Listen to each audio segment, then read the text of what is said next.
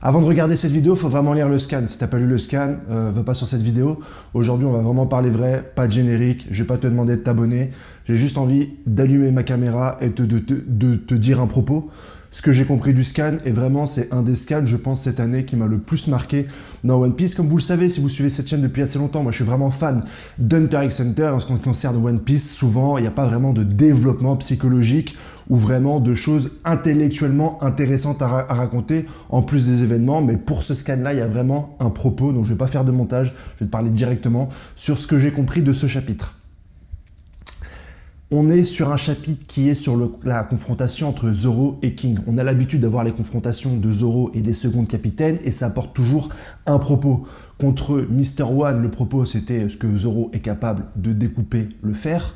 Contre Kaku, c'était un tout autre objectif. Vraiment, ce qui a animé le combat, c'est que Zoro devait récupérer une clé pour aller sauver Nico Robin. Ensuite, on n'a pas eu trop de combat, il y a eu Marineford, et puis Zoro n'était pas vraiment mis en avant. Pendant l'arc des Hommes Poissons ou Punk Hazard, pareil, Zoro était un petit peu de son côté, on n'avait pas vraiment vu le fruit de son entraînement. Et contre l'arc Doflamingo, moi j'ai pas vraiment aimé la Doflamingo Family. Zoro a affronté une espèce de géant en mur ou en brique. Il est capable de découper quelqu'un de très grand et tout, etc.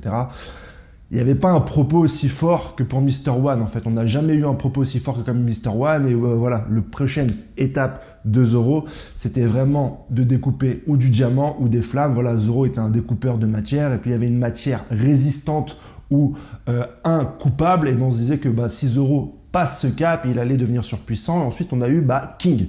Et là, on s'est dit, dans le nouveau monde, super, Zoro, il va avoir un super adversaire King. Et malheureusement, on est un peu déçu. King nous est présenté comme le second de Kaido. Kaido, la bête la plus puissante du monde. King, son second. On s'attendait vraiment à un personnage de zinzin. Et depuis la semaine dernière, on se dit, attends, mais est-ce que King est aussi zinzin que prévu? Ok, il a une prime d'1 milliard, mais le mec n'a pas dit un mot pendant tout Onigashima. Là, il est un petit peu chelou. Il y a un petit peu même du comique qui a gêné certaines personnes quand il a commencé à tirer sa crête pour faire des attaques un peu spéciales. J'ai fait une théorie là-dessus en disant voilà, qu'il avait peut-être des facultés surhumaines qui étaient probablement liées au fruit du démon. Et justement, Queen en parle directement dans ce chapitre. Donc, il faut vraiment que tu regardes ce chapitre avec intention avant de regarder la vidéo.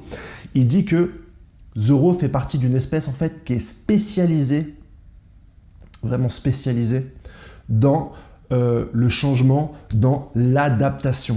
Il s'adapte à toutes les conditions de vie météorologiques, etc., les catastrophes naturelles. Il a un corps qui s'adapte, qui est là pour évoluer, qui est là pour perdurer. C'est pour ça qu'on a vu que King était capable de tirer son visage comme un gomu gomu et avoir une certaine élasticité dans son visage et dans sa nuque, qu'il était capable, on le voit dans ce scan-là, d'exploser, ça c'est un truc de ouf, il avait des ailes dans sa forme humaine, pas dans sa forme ptérodactyle, qu'il avait des flammes, là il met dans ce chapitre-là un coup de pied avec des flammes. En fait, il peut s'adapter à toute chose, il peut réagir à toute chose. Et c'est en fait le summum de l'évolution. Si tu regardes l'évolution, les espèces qui arrivent à évoluer et à survivre, c'est celles qui s'adaptent.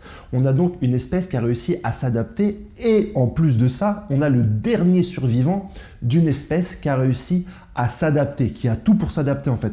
Moi, je vous l'ai dit déjà en théorie dans ma dernière vidéo, je pense que cette adaptation est à l'origine des fruits du démon. Et très certainement, lorsque cette race de King s'est fait anéantir, ils ont transmis leur pouvoir à ce qu'ils avaient sous la main, peut-être des fruits.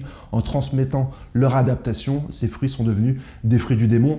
Mais ce n'est pas le sujet. Vous vous demandez où je vais en venir avec King qui s'est adapté comme ça. On a donc l'adaptation ultime et il est face à qui? Il est face à un humain. Et si vous regardez un humain dans l'histoire, c'est l'être qui s'adapte le moins. Pourquoi?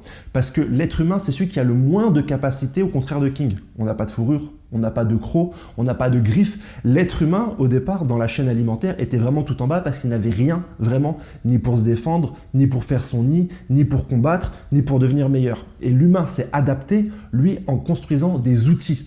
À l'inverse de King, qui lui s'est adapté grâce à des capacités dans ses gènes, l'humain, lui, a créé des outils. Il a créé différents outils et aujourd'hui, dans ce scan-là, l'humain est représenté par Zoro. Et Zoro va renier ses outils. Il va renier ses outils parce qu'en fait, il ne va pas comprendre le comportement d'Enma et ça va être montré symboliquement quand, dans ce scan-là, Zoro va faire tomber ses sabres. Et en récupérant chacun de ses sabres, il va se rappeler en fait. Pourquoi il tient des sabres et quel est le rôle du sabre? Et c'est Godzaburo qui va lui rappeler. Vous, humains, vous avez beau dire que les sabres sont maudits, mais un sabre, c'est fait littéralement pour tuer. Un sabre, c'est une lame, une garde, un manche. Littéralement, c'est fait pour tuer. Il n'y a rien de superflu dans un sabre en fait. C'est pas comme un pistolet, il y a un chargeur, il y a un viseur, etc. pour t'aider. Non, un sabre, c'est simple, c'est fluide. Une lame, une garde, un manche. Donc tu peux pas dire qu'un sabre est maudit, parce que dans sa fabrication, dans sa conception, dans son utilisation, c'est fait pour tuer. C'est fait pour enlever une vie. C'est fait pour anéantir.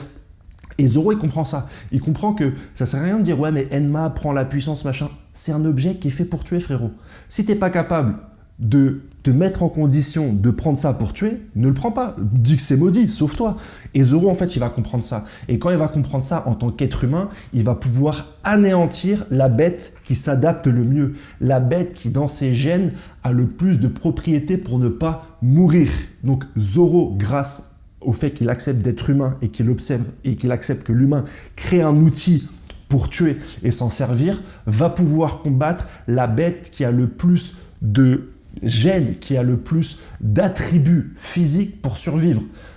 Zoro va devenir le génocide de la dernière race la plus adaptée à survivre dans n'importe quelle atmosphère, dans n'importe quelle situation. Et c'est ce qu'a voulu nous dire Oda directement dans ce chapitre-là. Et d'ailleurs, Zoro accepte tellement sa condition d'humain pur et simple qu'il dit qu'il est là pour protéger son capitaine Chapeau de Paille, mais surtout, il est tellement épuré et simple dans son objectif de tuer, parce que c'est devenu un tueur, qu'il dit « je fais ça pour mon meilleur ami ». Et c'est la première fois que Zoro va parler de Luffy dans ces termes de meilleur ami. Il accepte son rôle, il accepte sa condition d'humain, il accepte la création même des outils, de ces sabres qui lui ont été donnés pour accomplir son but. Zoro va devenir un tueur et dans ce chapitre-là, dans ce combat-là, il va tuer la bête qui est le plus disposée à survivre. C'est un combat entre la vie et la mort qui nous est décrit directement dans ce chapitre-là de One Piece. Donc je vais faire aucun montage, je voulais juste vous parler de ça. Je suis vraiment ému en ce qui concerne ce chapitre. J'ai vraiment compris beaucoup de choses